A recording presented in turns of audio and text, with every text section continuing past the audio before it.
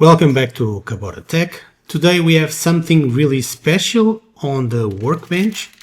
The team at Youyeetoo reached out and sent over not just one, but two distinct models from their latest line of SBCs. It is important to clarify that we are looking at two different approaches here. One model comes with an integrated expansion board for specific connectivity needs, while the other is the compact core model that I have here. Because these are distinct platforms, I have decided to split my analysis into two separate deep dive videos. For today's video, we are focusing exclusively on this core model to see what is the specific N100 implementation is truly capable of when pushed to its limits. Let's take a look at what came in the package. Beyond the main board, they have provided a complete kit to ensure we have a seamless setup experience. We have a dedicated USB-C power adapter that matches the board's requirements perfectly, along with the corresponding USB-C connector cable. Additionally, they have included the necessary cooling solution, this heatsink and fan assembly, while it's crucial for maintenance performance. You also notice the extra piece in the small bag. It's a specialized adapter that allows us to interface directly with the power supply, essentially streamlining the power delivery to the board. It's a very thoughtful inclusion, ensuring that whether you are doing bench testing or building this into a permanent enclosure, you have everything you need right out of the box. With all these components laid out, it's clear that Youyeetoo is aiming for a complete, user-friendly experience for the home lab community. Now let's get this thing powered up and see how it performs.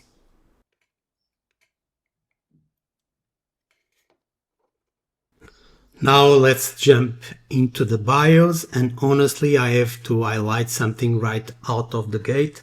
This is not your typical stripped down locked in SBC BIOS. The amount of granular control you have here is significantly higher than what I'm used to seeing on most single board computers. Right after the first boot, I noticed the date and time were off, so I had to dive in to set that straight, which actually gave me a chance to really explore the menus. You have access to a massive array of parameters, from power management and CPU states to advanced interface configurations. It's genuinely impressive. I'm not going to bore you going through every single submenu at snail's pace, otherwise this video would be an hour long. I'm going to show you a quick overview of what you can expect to find, and I've sped up the footage for the sake of pacing. If there's a specific setting you want to inspect in detail, remember you can always pause the video or slow down the playback speed in YouTube Player.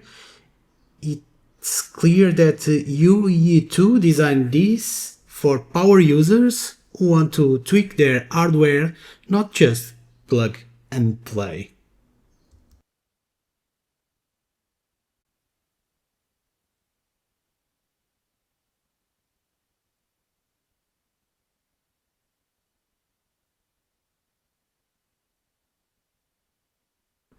With the Windows 11 loaded, the system feels snappy. Running NeoFetch gives us a clean overview of the OS architecture, and BitTop is already running to give us that essential real-time look at how the N100 manages resources under the base load.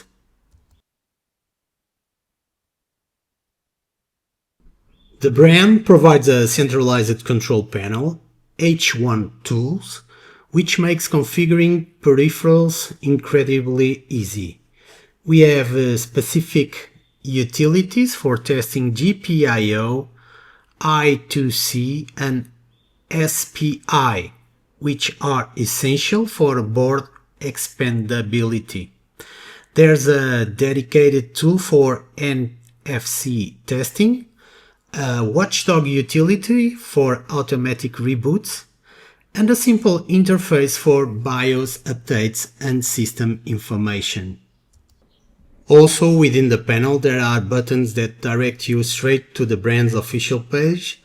That is where you will find all the detailed technical specifications and documentation for both of these devices, the core module we are testing and the expansion board model. It is definitely worth checking out if you need datasheets or integration manuals.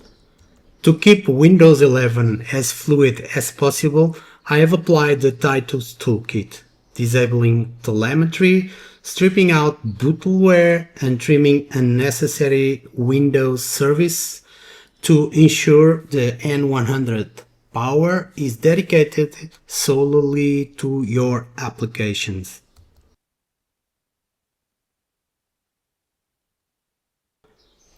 To validate the eMMC storage speed, I run Crystal Disk Mark, as you can see.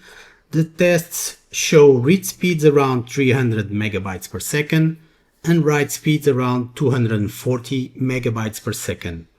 While it's not an NVMe drive, for a board of this class, these speeds are perfectly adequate to ensure the OS stays responsive.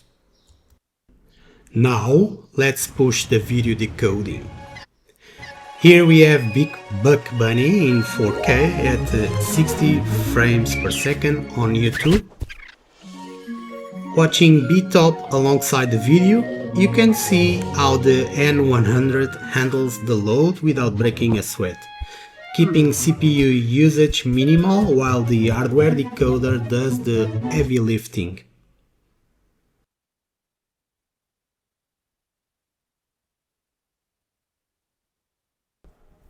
Moving to Kodi, I wanted to put it through a real stress test.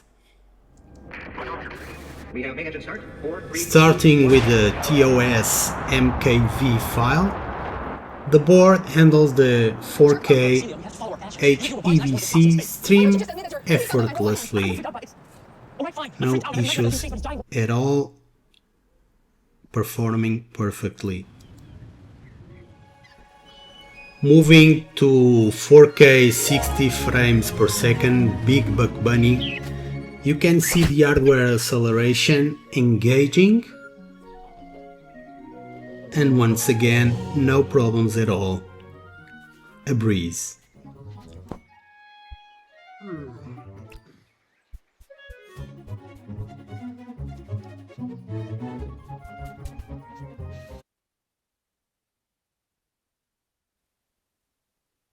Finally, the ultimate test, a 400 megabit 10-bit jellyfish file.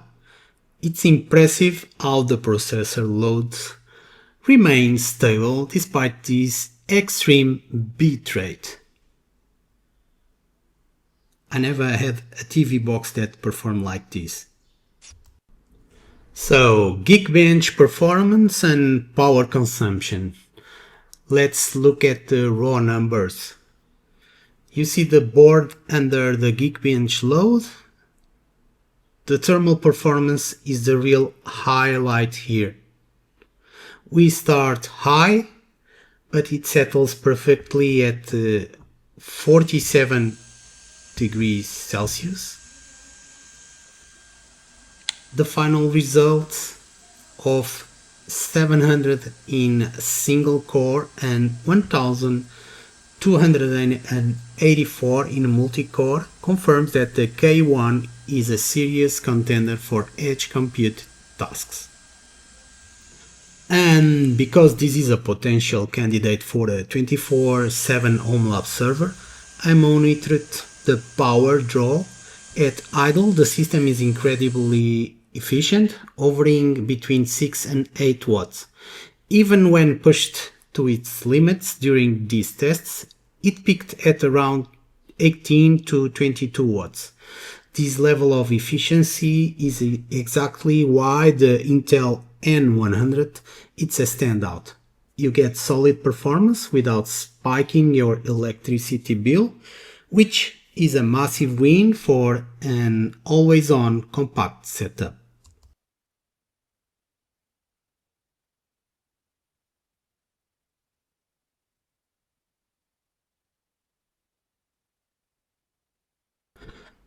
Cinebench is the truly stability test.